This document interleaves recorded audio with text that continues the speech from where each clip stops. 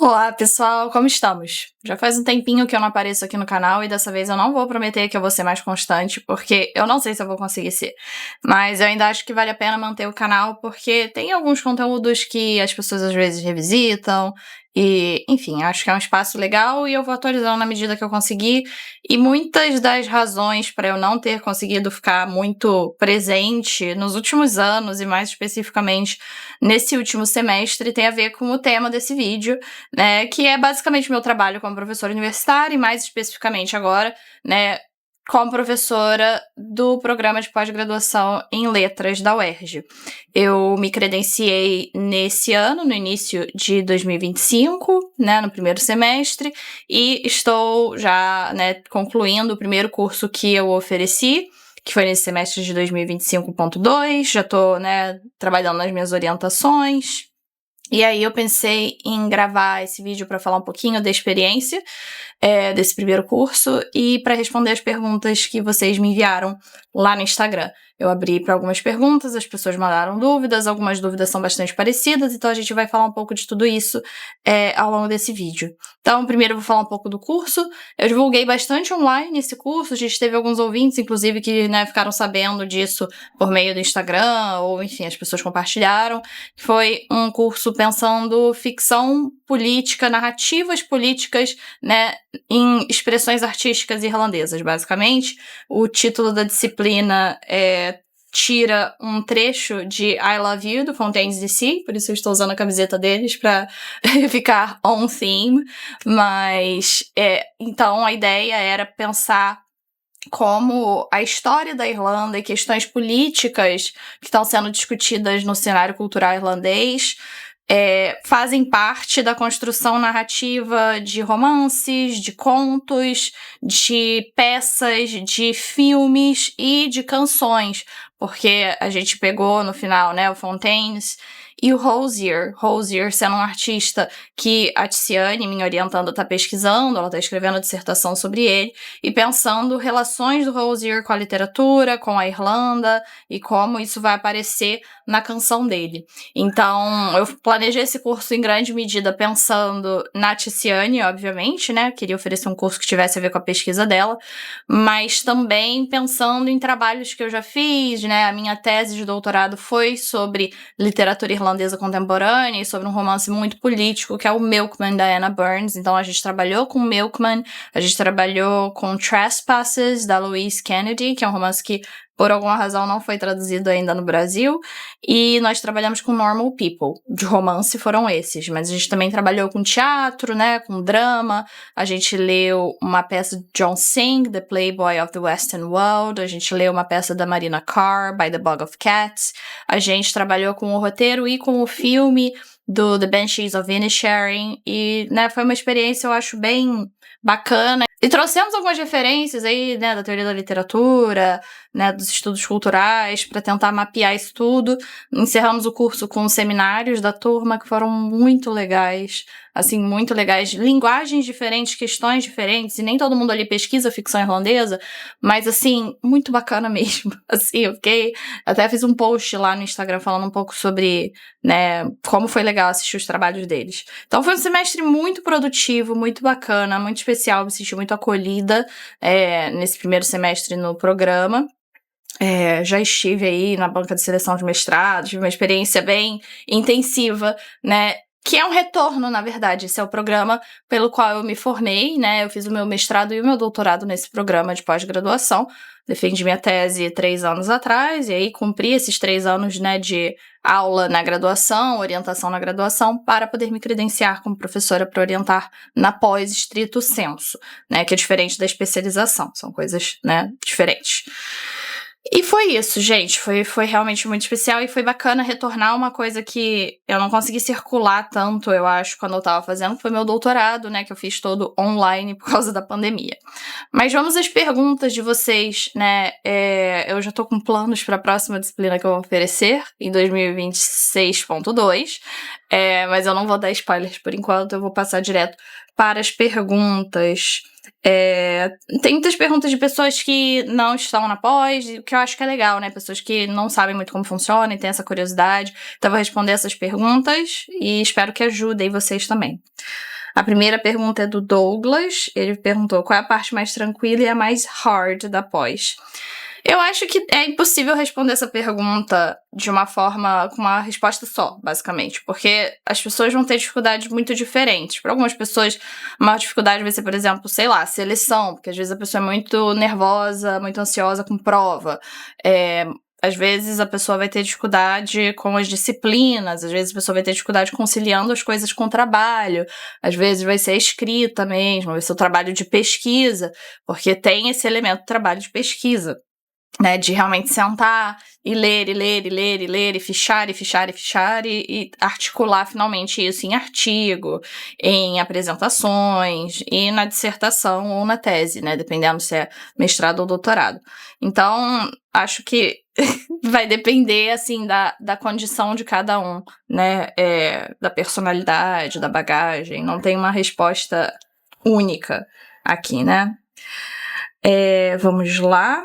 A Ana Carla Lago perguntou: queria saber se o fato de não ter quase nada publicado pesa muito na hora da seletiva do mestrado. Eu não posso falar por todos os programas, por todas as áreas, né? Eu posso falar da seleção, assim, de como funciona na minha especialidade, no meu programa, na minha área.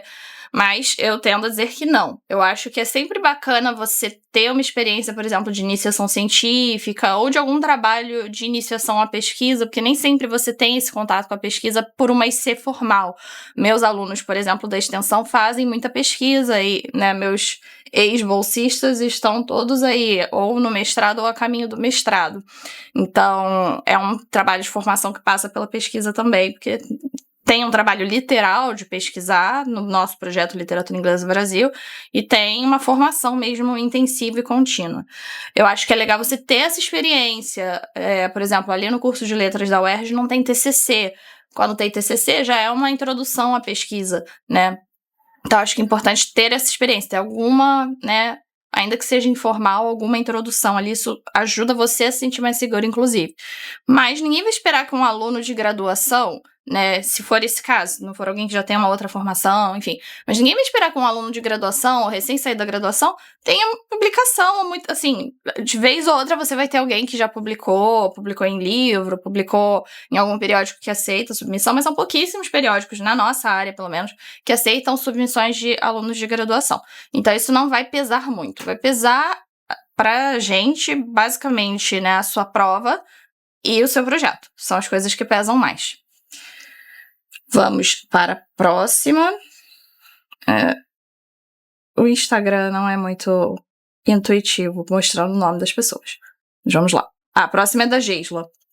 Dicas para abordar de forma gentil um professor que você gostaria que te orientasse. De novo, é um tipo de pergunta que, assim, vai variar muito de acordo com o professor, com a área, com como as coisas funcionam no programa, né, que você quer, no qual você quer entrar. Isso vai depender bastante, não tem uma resposta única, mas eu diria que, por exemplo, se você já está estudando naquela universidade, é legal perguntar, falar que tipo de coisa que você está querendo fazer, né? Se é algo que talvez interessaria o professor orientar, abrir uma linha de conversa, eu acho.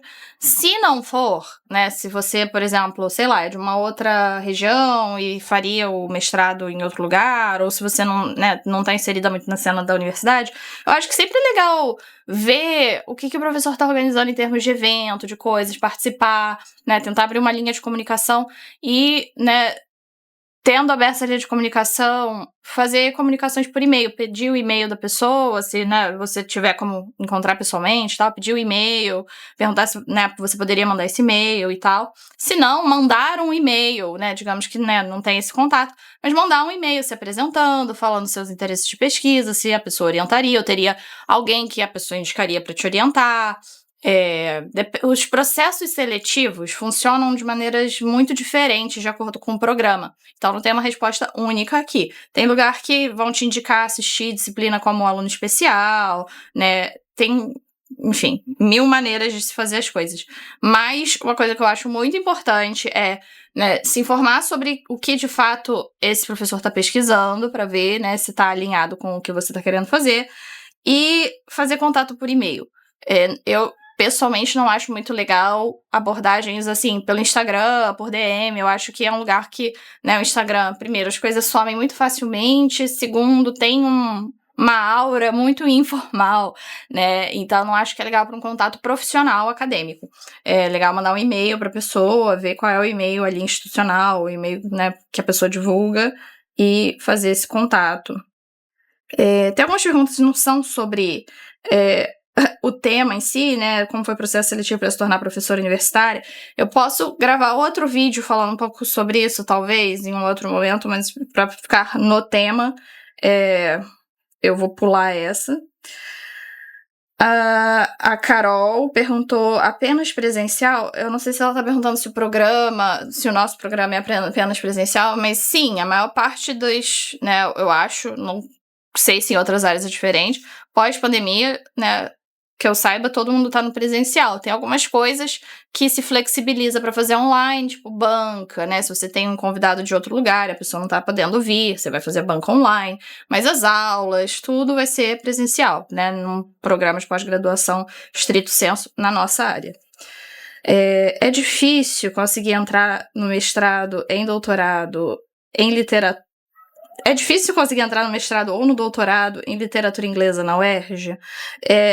E eu vejo que tem muitas essas perguntas que passam por dificuldade, ou tem uma outra também, eu posso responder essas duas juntas, né? Que essa é do Vitor, a próxima é da Júlia, que é para entrar no mestrado na UERJ só precisa enviar um projeto, ou tem prova, né? E aí eu acho que essa é uma resposta que se aplica a várias das perguntas, que é, gente, vocês precisam ler o edital. Assim, e não só no momento que você resolve fazer a seleção. Quando você resolve fazer a seleção, com certeza. Se você tem algum interesse em fazer uma seleção, você já começa a acompanhar no ano anterior, dá uma olhada no site do programa, em geral os editais ficam lá um tempo. Leia o edital, a primeira coisa é ler o edital. Como eu falei, eu estive numa banca esse ano e eu percebi que algumas pessoas não leram o edital atentamente ou pularam partes que não acharam muito importantes.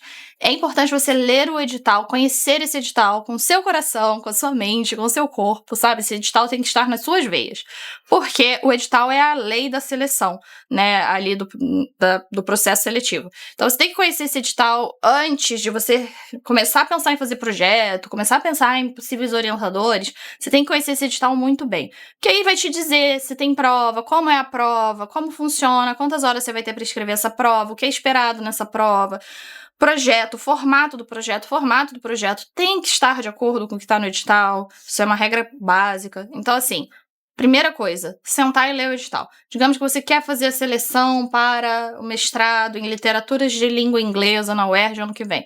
Você vai sentar agora, abrir o site do programa de pós-graduação em letras, procurar o edital de seleção desse ano, e com base nesse edital você vai ver se você se encaixa, se é algo que você tem interesse em desenvolver e começar a pensar, né, no desenvolvimento para o próximo edital. E aí, quando sair o próximo, você lê o próximo também, porque sempre tem mudanças, não só de datas, mas sempre pode ter mudado alguma coisa. Então, leia o edital com todo carinho, com todo cuidado. Para o programa de pós-graduação em letras, sim, tem provas, sim, tem o projeto. E você vai ser arguído sobre o projeto e ainda tem prova de língua instrumental, que eu acho que isso tem em todos os lugares, né? De proficiência em língua estrangeira. Então, são etapas que você tem que conhecer bem, de acordo com, né, o momento em que você estiver fazendo a seleção. E aí, quanto a ser difícil, de novo, como a pergunta do Douglas. Isso é muito relativo. É difícil? É fácil? Acho que candidatos diferentes vão perceber de níveis de dificuldade diferentes. É um processo seletivo muito, eu acho, é uma maratona, né? Qualquer processo seletivo vai ser uma maratona para você. O nível de dificuldade aí é uma questão bastante relativa que vai depender de você, de como você processa as coisas. Não posso dizer, é fácil, é muito fácil. Esse ano, por exemplo, a seleção em literatura de língua inglesa foi muito competitiva. Tinha um número muito grande de candidatos e um número limitado de vagas. Então, vai depender do ano que você está fazendo a seleção, vai depender do seu estado de espírito, do quão preparado você está, do quanto você leu o edital, do quanto você se preparou para responder uma pergunta sobre o que você leu, né? Isso tudo vai muito do candidato. Vamos lá, próxima. A Isa perguntou por que alguns professores não permitem orientando publicar com outros professores. Isso aí, de novo também, vocês vão ver que tudo é muito relativo. Eu acho que, via de regra, as pessoas têm modos de orientação diferentes e maneiras de lidar diferentes e, né, temos que respeitar as maneiras de todos fazerem. Tem gente que os orientandos publicam ao longo, né, do mestrado, doutorado, e o orientador não assina. Isso varia muito de área também, mas varia de orientador. Tem gente que, né, coassina só quando precisa de um doutor coassinando, e aí o nível de envolvimento desse professor também vai variar. Cada um tem seu modo de trabalhar, e não cabe a mim questionar o modo de qualquer um trabalhar. A lógica, nesse sentido, tem áreas que realmente o orientador sempre vai assinar com o orientando, porque a lógica, nesse caso, é que o projeto do orientando está inserido ali no projeto mais amplo do orientador. Gente que trabalha com laboratório e tal, pessoal, né, da área de biológicas e tal, pode falar melhor do que eu, mas é o que eu sempre percebi conversando com colegas. Então, aí vai da lógica de trabalho de cada um e tal. Vamos lá. Próxima. E aí, vou ver o nome da pessoa. Newton. Sou péssima em montar temas de pesquisa, por mais que eu goste de uma área específica. Alguma dica? Né? Eu acho que quando você diz temas de pesquisa, você está pensando num recorte de pesquisa. Acho que a primeira coisa é pensar, o que eu quero pesquisar? É o quê? É uma obra? É um autor? É um momento? É uma questão? Né? Vingança na ficção inglesa do século XIX, no romance inglês? Sabe? Você precisa pensar num recorte. Pensa numa obra, pensa num objeto primeiro, dentro desse objeto você vai achar um recorte. Isso daí realmente é difícil dar uma dica. Eu acho que você precisa ler muito. Por exemplo, se você quer pesquisar, vou dar um exemplo, Jane Austen. Você precisa ler o que a gente chama da crítica especializada de Jane Austen. É claro que às vezes as pessoas têm muito ímpeto, muito ânimo, muito fôlego para pesquisar um autor, e às vezes um autor ou autora muito canônicos, digamos assim, né, que é um termo muito complicado, mas, enfim, autores que já têm uma fortuna crítica ampla e têm debates críticos que já foram superados, outros que ainda estão se desenrolando, e a pessoa não se informa a respeito desses debates e às vezes faz afirmações muito generalizantes em torno desse objeto. Então é importante você conhecer a fortuna crítica do que você está escrevendo, né, daquilo que você quer abordar. Então, como você vai fazer isso? No caso de literatura de língua inglesa, você tem periódicos especializados nesses autores, você tem, né, ferramentas para pesquisar, se for, por exemplo, um autor contemporâneo, em quem já está, né, em torno de quem já está se desenvolvendo ali uma cultura acadêmica de pesquisa, você vai procurar nos periódicos, você vai procurar no Google Scholar, você vai procurar na base de teses e dissertações da CAPES para ver o que as pessoas estão fazendo, o que as pessoas estão falando, né?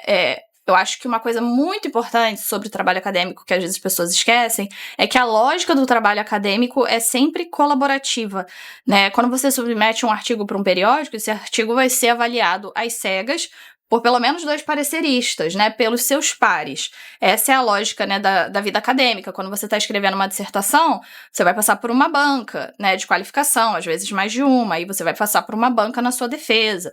Então, não tem como você se fechar, você tem que saber o que está sendo produzido, o que está sendo discutido, o que já foi produzido, o que já foi superado, né, Por isso, eu sempre indico as pessoas comprarem edições críticas das obras quando possível, né? Eu falava muito disso uns anos atrás na internet, agora acho que se perdeu um pouco. Mas, por exemplo, se você vai ler, sabe, Shakespeare, e você tem um impulso, um interesse de pesquisa sobre Shakespeare, e você está lendo em inglês, você não vai comprar uma edição da Penguin, você vai comprar uma edição da Oxford World's Classics, você vai comprar uma Norton Critical Edition, você vai comprar um Shakespeare Arden. Eu prefiro, né, particularmente as edições da Arden, mas aí vai variar, né, de pessoa para pessoa. Mas você precisa trabalhar com edições críticas. O que quer dizer isso, né? A Penguin pega introduções, às vezes introduções muito antigas, essas coisas não são atualizadas com frequência, né? Isso quer dizer que a edição é ruim? Não, para uma pessoa que só vai ler, tá ótimo, né? Tem notas e tal, mas essas coisas não são atualizadas com frequência na Penguin, né? Quando saiu a Clothbound Edition, né, Clothbound Classics do Mrs. Dalloway, mantiveram, se eu não me engano, um texto da Elaine Showalter, que já tá muito superado. Então, assim, não é algo que vai acontecer. Por exemplo, a Norton sempre atualiza suas edições, são edições muito bem preparadas e que são atualizadas periodicamente. A Oxford World's Classics atualiza suas edições periodicamente, sabendo que o campo de estudo está sempre mudando. Então, estudar aí a partir de edições críticas é uma dica que eu deixo e, né, se inteirar do que está sendo discutido, e até porque lendo o trabalho dos outros, você consegue perceber alguns gaps ali, ou se inspira para pesquisar uma outra coisa, ou paralelamente algo que está sendo produzido. É isso, estar em diálogo com seus pares. Próxima. A Nicole me perguntou qual dicas você daria para uma pessoa recém-ingressa no mestrado. Parabéns, em primeiro lugar, Nicole. Respira fundo e começa a se organizar, né? Eu acho que primeiro é descansar, né? Se você foi aprovado agora esse ano e aí vai começar ano que vem, tira aí umas semanas para descansar, sabe? A cabeça, porque a questão da saúde mental é muito importante, pode parecer, né, um assunto batido, mas é muito importante você se cuidar para se manter são, porque, como eu falei, é uma maratona. E aí começar a se organizar, né? Revisitar o projeto, ver o que vai ficar como tá, o que, né? Quando puder se reunir com o orientador, ver o ritmo ali de reuniões, enfim, o que o orientador propõe para você em termos disso. Começar a pensar nas disciplinas que você vai cursar, quantas disciplinas você vai ter disponibilidade para fazer.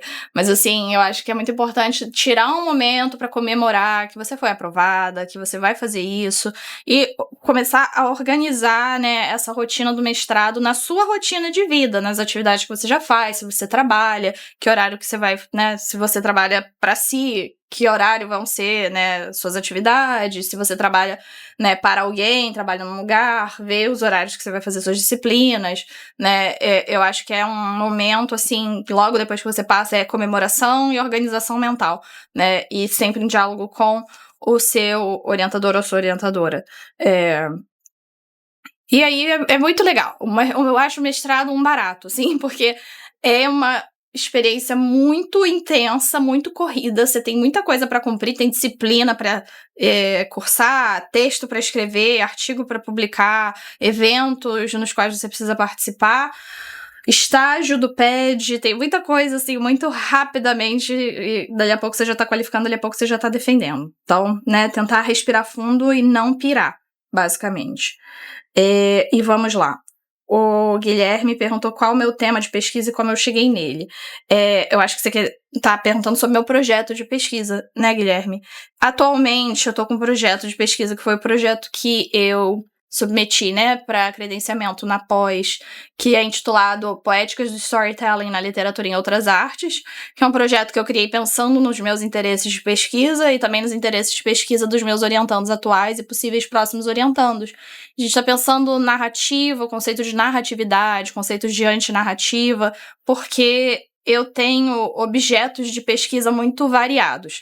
Eu tenho uma pesquisa consolidada em literatura vitoriana, eu tenho uma pesquisa consolidada em torno de Jane Austen, eu tenho uma pesquisa consolidada em torno do Alex Turner. Então, assim, eu tenho vários objetos de pesquisa que eu mantenho simultaneamente, né? Eu tô agora com um texto sobre Elizabeth Gaskell para sair num Companion, acabei de entregar um texto sobre Wilkie Collins, e no nosso livro, né, a gente tem um livro que sai anualmente com textos de professores de literatura de língua inglesa na UERJ. Nesse livro vai ter um texto que é sobre Alex Turner e Emily Dickinson, então juntando dois objetos de pesquisa também, né, que eu tenho já há um tempo. Então, eu tenho questões de pesquisa as quais eu projeto para esses, né, objetos específicos, ou as quais eu localizo nesses objetos específicos. Então, eu tenho interesse em muita coisa e tenho interesse de orientar muita coisa. Eu agora tenho uma aluna que está fazendo iniciação científica que está pesquisando a figura do vampiro na ficção gótica. Tenho outra aluna que está pesquisando maternidade em contos contemporâneos. Então, isso é muito importante para mim, meus orientandos falando de coisas muito diferentes, mas que as pesquisas conversam, assim, a partir dos textos teóricos com os quais eles trabalham, a partir de uma certa abordagem à crítica literária que eles fazem. Então, tem um elemento muito colaborativo nisso tudo que me deixa feliz. Aí tem orientando, pesquisando drama contemporâneo, Chris Bush, tem orientanda pesquisando Ocean Vuong, muita coisa, um barato, assim. E tem uma mestranda que tá pesquisando Shirley Jackson. E quando chega no final, essas coisas todas conversam. Teve um evento agora recentemente, tinha 3 orientandos meus falando de coisas em tese muito diferentes e que no final a mesa ficou bem bonita, assim, ficou bem redonda. Vamos lá, a última, como se preparar bem para aplicar para o mestrado na UERJ, do Guilherme. Guilherme, acho que eu acabei cobrindo essa pergunta em outras coisas, como eu falei, edital, né? Manter a cabeça fria, conhecer o edital muito bem, preparar o seu projeto com calma, né? E revisar. Eu acho uma coisa que eu indico para os meus alunos é sempre tentar preparar o projeto com alguma antecedência, engavetar esse projeto, deixar ele descansando por 1 ou 2 meses e revisitar ele depois para revisar, porque você acaba ficando tão próximo daquilo que as coisas passam mesmo. E se você tiver um colega que já está no mestrado, que já fez um processo seletivo, e essa pessoa puder ler o seu projeto para você, em geral, né, os professores não vão ler o seu projeto porque eles podem estar na banca, porque pode ser, né, uma concorrência um pouco desleal, mesmo que você vá fazer uma seleção em outro lugar. Eu acho que é legal você conversar com colegas, já começar essa rede de contatos também. Então, se você estuda, digamos, na UERJ, você faz letras na UERJ, começa a conversar com os mestrandos, ver se alguém estaria disposto a te dar uma dica, ler o seu projeto, revisar o seu projeto para você, e a mesma coisa se aplica a outros lugares também. E acho que é isso, minha gente. Eu tô num momento muito legal. Eu tive um semestre muito bonito, de verdade, assim. E vem muita coisa boa por aí. Eu tô agora no processo de finalizar o cadastramento de um grupo de pesquisa. E a gente já tá planejando um evento grande pro ano que vem. Então fiquem ligados, porque eu trarei novidades. Me digam se vocês querem que eu fale sobre isso em outro vídeo, porque agora esse já ficou um pouco longo, né? Mas queria compartilhar com vocês, acaba sendo, né, um espaço legal para trazer essas questões e conversar sobre pesquisa. E sobre o canal, gente, eu juro que eu tô tentando. Eu vou tentar manter a chama acesa nos lugares diferentes e fazer o que dá, né, na medida do possível. Postando agora em português, mas isso não significa necessariamente que eu não vá postar em inglês. Isso gerou uma controvérsia, eu já gravei um vídeo falando sobre isso, que eu acho boba, assim, enfim. Mas eu agradeço quem assistiu até aqui. Eu sei que o vídeo acabou ficando um pouco longo, mas eu queria muito compartilhar isso com vocês. E a gente se vê muito em breve. Um abraço.